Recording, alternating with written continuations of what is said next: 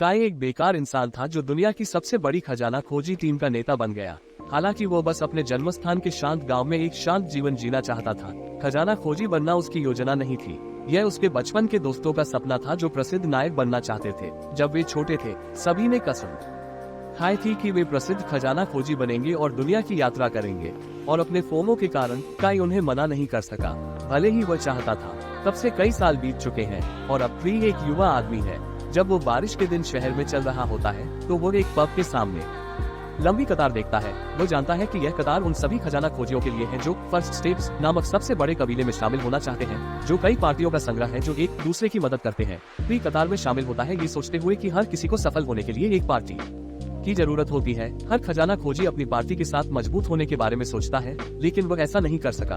तभी उसके पीछे की लड़की उसके पास आती है और पूछने लगती है कि क्या वो पहले से ही किसी पार्टी में है। फ्री मुड़ता है और लड़की, जिसका नाम रूडा है, अपना परिचय देती है और कहती है कि उसने अभी अभी अपना लेवल 3 प्रमाण पत्र प्राप्त किया है। वो हाथ मिलाने के लिए हाथ बढ़ाती है, लेकिन वो इनसे फ्री लड़कियों से बात करते समय नर्वस हो जाता है, इसलिए वो उसका हाथ नहीं मिलाता। फिर भी वो उसे अपना नाम बताता है और रूडा को लगता है कि यह उससे बात करने के लिए पर्याप्त है। वो फ्री को बताती है कि वो हमेशा अकेले जाती है, लेकिन उसे व्हाइट वोल्व्स डैन नामक खजाना वॉल्ट में कुछ परेशानी हो रही थी, इसलिए उसने एक पार्टी में शामिल होने का फैसला किया। अचानक कतार में से एक लड़का रूडा का मजाक उड़ाने लगता है, पूछता है कि क्या वो वास्तव में सोचती है कि वह लेवल 3 क्षमताओं के साथ व्हाइट वोल्व्स डैन को साफ कर सकती है। वो उसे बताता है कि लेवल 3 खोजी नौसिखिए होते हैं, लेकिन वो स्कारफेस की टिप्पणियों पर गुस्सा हो जाती है और उसे अपने शब्द वापस लेने के लिए कहती है। वो नहीं करता और उनके बीच चीजें गर्म होने लगती हैं। प्लीज बकवास का हिस्सा नहीं बनना चाहता, इसलिए वो अपनी पूरी कोशिश करता है कि वो पीछे की दीवार के साथ छिप जाए, जबकि एक गार्ड अंदर जाता है और रूडा इस जगह में खोजियों की संख्या से चकित होती है क्योंकि यह उसका पहली बार है। लेकिन फ्री उसे बताता है कि वो पहले 5 ऐसे समारोहों में जा चुका है। रूडा को उसके लिए बुरा लगता है क्योंकि इसका मतलब है कि उसे हर बार अस्वीकार कर दिया गया, और फ्री उसे ऐसा न करने के लिए कहता है केवल वे ही सफल खोजी बन सकते हैं जिनके पास कौशल है, और उसके जैसे हारे हुए को जीवित रहने के लिए किसी भी अवसर से चिपकना पड़ता है। रूडा उससे यहाँ मौजूद पार्टियों के बारे में पूछने लगती है। अचानक एक गुस्सैल लाल बालों वाला लड़का कार्यक्रम के आयोजकों पर चिल्लाने लगता है, पूछता है। वो गर्व से घोषणा करता है कि वो लेवल 4 पर है और वो एक दिन सबसे मजबूत खोजी बनेगा। टीना नामक एक लड़की लड़के को अनुशासित करने के लिए आगे आती है, लेकिन पहले का गार्ड उसे रोकने की कोशिश करता है और उसे उस बेवकूफ पर ध्यान न देने के लिए कहता है। लेकिन लाल बालों वाला लड़का ये सुनकर गुस्से में आ जाता है। जब लड़का लड़ाई करता है तो वे लोली और लाल बालों वाले लड़के के लिए लड़ाई के लिए जगह साफ करते हैं और फ्री रूडा से कहता है कि वो उसके साथ बाहर आ जाए ताकि वे क्रॉसफायर में न फंसे। वो उसे बाहर ले जाने लगता है, ये सोचते हुए कि उसे यहाँ नहीं आना चाहिए था। इस बीच टीना वार्मिंग अप करने लगती है। वो अचानक फ्री को नोटिस करती है और उसकी ओर बढ़ती है। लाल बालों वाले लड़के के हमले को नजरअंदाज करते हुए कुछ क्षण बाद फ्री जमीन पर गिर जाता है, क्योंकि वो देखता है कि टीना उसके रास्ते को एक बहुत ही सुझावात्मक स्प्लिट के साथ रोक रही है। उसकी व्यक्तित्व में 180 डिग्री का बदलाव आ गया है और वो अब कोई निर्दयी मशीन नहीं है, बल्कि फ्री के लिए एक सिंप है। वो उसे मास्टर कहती है, पूछती है कि वो यहाँ कब से है। तभी सुनहरे बालों वाला आंख वहां आता है और फ्री से कहता है कि वो देर से आया है क्योंकि जब तक कबीले का मास्टर और ग्रीवर्स का नेता नहीं आता वे शुरू नहीं कर सकते। हर कोई यह जानकर हैरान है कि जमीन पर पड़ा ये दयनीय हारा हुआ व्यक्ति इस भयंकर कबीले का नेता है और फ्री चाहता है कि इस समय धरती उसे निगल ले। उसकी कहानी 5 साल पहले शुरू हुई थी जब उसने अपने बचपन के दोस्तों के साथ ग्रीवर्स पार्टी बनाई थी ताकि उनके सपने पूरे हो सके। उन्होंने शुरुआती वॉल्ट्स में गए और उन्हें जल्दी से साफ कर दिया। एक वॉल्ट में जब फ्री खड़ा था, उसका लाल बालों वाला दोस्त उसे पीछे से हमला कर रहे राक्षस को मारते हुए न हिलने के लिए कहता है। वर्तमान में वापस फ्री अपनी सीट पर है और आक और टीना उसके बगल में है। फिर आक कहता है कि काई ने जानबूझकर देर से आने का फैसला किया ताकि वो आवेदकों के साथ मिल सके और अपनी पहचान छिपाते हुए उनका मूल्यांकन कर सके। फ्री उसे बताना चाहता है कि यह सच नहीं है और वो वास्तव में सिर्फ लो प्रोफाइल रहना चाहता था। फ्री को पता कि उसे क्या बताना चाहिए, लेकिन आक जवाब देता है कि वो उस व्यक्ति को बिना किसी सवाल के अपनी पार्टी में ले लेगा। फ्री जानता था कि आक ऐसा ही जवाब देगा क्योंकि उसका दिल बड़ा है, लेकिन लड़कियों का हरम जिसे वो अपनी पार्टी कहता है उसे किसी के साथ साझा नहीं करना चाहता। फ्री का ध्यान फिर पहले के हिंसक लाल बालों वाले लड़के की ओर जाता है जो दृढ़ है कि वो ग्रीवर्स पार्टी में शामिल होगा। फ्री को नहीं लगता कि लड़का अभी कुछ खास है, लेकिन वह मानता है कि अगर आग की पार्टी उसे प्रशिक्षित करती है तो वो अपनी क्षमता को अनलॉक कर सकता है। वो जानता है कि उसे लोगों की खोज में कोई प्रतिभा नहीं है, लेकिन वो सब कुछ प्लॉट आर्मर के भगवान पर छोड़ देता है क्योंकि वो गिल को चुनने का फैसला करता है। हालांकि उसके पास इससे पहले एक शर्त है। फ्री कहता है कि एक खोजी के लिए सबसे महत्वपूर्ण चीज ताकत और कभी हार न मानने का दृढ़ संकल्प है। इसलिए वह चाहता है कि गिल और अन्य उसे अपनी ताकत दिखाएं और साबित करें कि वे उनके कबीले में शामिल होने के योग्य हैं। वह घोषणा करता है कि जब से वह एक खोजी बना है उसने कभी हार नहीं मानी है और हर कोई चौंक जाता है। खैर, वो कभी भी एक उचित लड़ाई में नहीं रहा है। घोषणा करता है कि जो कोई भी इसे प्राप्त करेगा उसे आग की पार्टी में शामिल होने की सिफारिश मिलेगी और सभी खोजी जो पब में मौजूद हैं, उसे पागल कुत्तों की तरह पीछा करने लगते हैं। क्री घोषणा करता है कि अंगूठी भी एक खजाना वस्तु है, इसलिए वो किसी को भी अनुमति देगा जो कर सकता है। जैसे ही क्री अपने कार्यालय में आराम कर रहा है, कबीले की उप मास्टर ईवा वहाँ आती है उसे बताने के लिए कि उसके छोटे से चुनौती ने कल क्या गड़बड़ की। पूरे पब को नष्ट कर दिया गया क्योंकि खोजियों ने उसकी अंगूठी पाने की कोशिश की। हालांकि एक्सप्लोरर एसोसिएशन उससे बात करना चाहता है। क्री ईवा से कहता है कि आग को वहां भेज दे, लेकिन वह उसे बताती है कि एसोसिएशन के अध्यक्ष ने उसे बुलाया है और उसके कार्यालय पहुंचने पर माफी मांगने लगता है।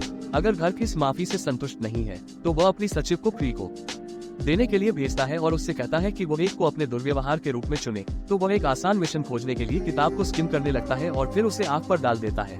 वो एक मिशन पाता है जो लेवल 3 वॉल्ट में कुछ खोजियों को बचाने के बारे में है और तुरंत उसे ले लेता है, ये जाने बिना कि यह सबसे खतरनाक है। जैसे ही फ्राई कबीले के कार्यालय पहुंचता है, उसे पता चलता है कि आग वहां नहीं है। तीनों उसे बताती है कि वो एक लंबी मिशन पर गया है, जबकि वो उसे वो अंगूठी दिखाती है जो उसने कल बाकी हंटर से जीती थी। फ्राई उसे बधाई देता है और कहता है कि वो अंगूठी रख ले। फिर वो पूछता है कि क्या वो अभी फ्री है और तीनों सोचती है कि अब उसके मास्टर के साथ दूसरे बेस पर जाने का समय है, लेकिन वो सिर्फ चाहता है कि वो चीफ से मिला मिशन करे। फ्राई मिशन की जानकारी फिर से पढ़ता है और कोई समस्या नहीं पाता, तो वो सोचता है कि तीनों अकेले मिशन नहीं करना चाहती। रेस्क्यू मिशन व्हाइट वोल्स के डैन में है और फ्राई को पता है कि वहाँ किसे भेजना है। तीनों के साथ वह रूडा, टीनो, स्कार और गिल के साथ एक पार्टी बनाता है और फिर उन्हें ऊपर से देखता है। उसके विचार अचानक 6 साल पहले के दिन की ओर भटक जाते हैं। जैसे ही वे दरवाजे के पास पहुंचे, फ्राई नर्वस होने लगा और अपने दोस्तों से कहा कि उन्हें आज वापस जाना चाहिए। उसने उन्हें समझाने की कोशिश की कि वह लीडर बनने के लायक नहीं है और केवल उन्हें नीचे खींचेगा, लेकिन उन्होंने सुनने की परवाह नहीं की। लाल बालों वाले ल्यूक ने दरवाजा लात मारकर खोला और खुद को दुनिया का सबसे मजबूत तलवारबाज बताया और उसके ठीक बाद तन रंग की लड़की लिज ने घोषणा की कि वो सबसे बड़ी चोर है। फ्राई ने इतनी जोर से शर्मिंदगी महसूस की कि वो मरना चाहता था, लेकिन वो रिसेप्शनिस्ट के पास पार्टी के कागजात भरने गया। अनिच्छा से किसी ने भी पार्टी के लिए ग्रिवर्स नाम नहीं चुना और एक खराब खींचा हुआ खोपड़ी उनका प्रतीक बना। सबने उसे बताया कि नाम और प्रतीक बेकार हैं और उन्हें भविष्य के सबसे मजबूत नायकों के बजाय कुछ अजीबोगरीब लोगों के रूप में पेश करते हैं। यही वो था जिसका फ्राई इंतजार कर रहा था और उसने कहा कि वो खजाना शिकारी बनने के लिए प्रेरित नहीं हो सकता। पार्टी का नाम कुछ और है। वो आहें भरने और शिकायत करने लगा, कहने लगा कि शायद उसे समूह का नेता बनने का विचार छोड़ देना चाहिए और इससे उसके दोस्तों ने तुरंत अपना सुर बदल लिया। उन्होंने क्राई को बताया कि उसने एक शानदार नामकरण किया। बेचारे क्राई के पास अब कोई विकल्प नहीं था और इसी तरह ग्रिवर्स पार्टी का गठन हुआ।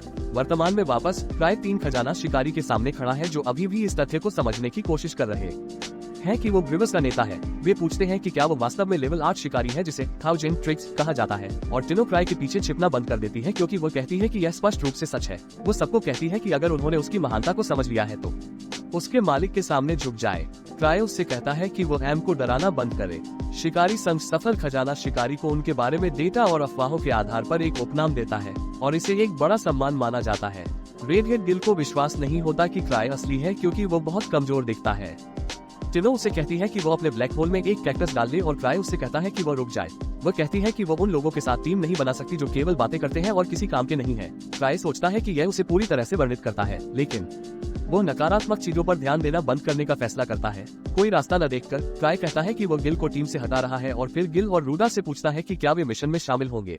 वे सहमत होते हैं और फिर क्राई अपने कार्यालय के लिए निकलने लगता है। गिल अचानक उसे लड़ाई के लिए चुनौती देता है और कहता है कि अगर वो हार गया तो वो उसका अनुचर बन जाएगा। क्राई उसकी चुनौती स्वीकार करता है, लेकिन कहता है कि उसे उससे लड़ने की जरूरत नहीं है। इसके बजाय वो टिनो को ढूंढेगा जो इस टीम की नेता है, और अगर वो हार गया तो उसे अपने शब्दों के प्रति सच्चा रहना होगा। जल्द ही वे प्रशिक्षण हॉल में आते हैं जहां गिल घोषणा करता है कि वो आज अपनी रक्षा नहीं छोड़ेगा जैसे उसने पहले सराय में किया था। वो कहता है और फिर अपने हथियार गिरा देता है। कहता है कि उसे हराने के लिए उनकी जरूरत नहीं है। हालांकि गिल भी अपनी तलवार फेंक देता है। दावा करता है कि उसे एक निहत्थी महिला के खिलाफ लड़ने के लिए इसकी जरूरत नहीं है और उसे आइसक्रीम खिलाने का वादा करता है।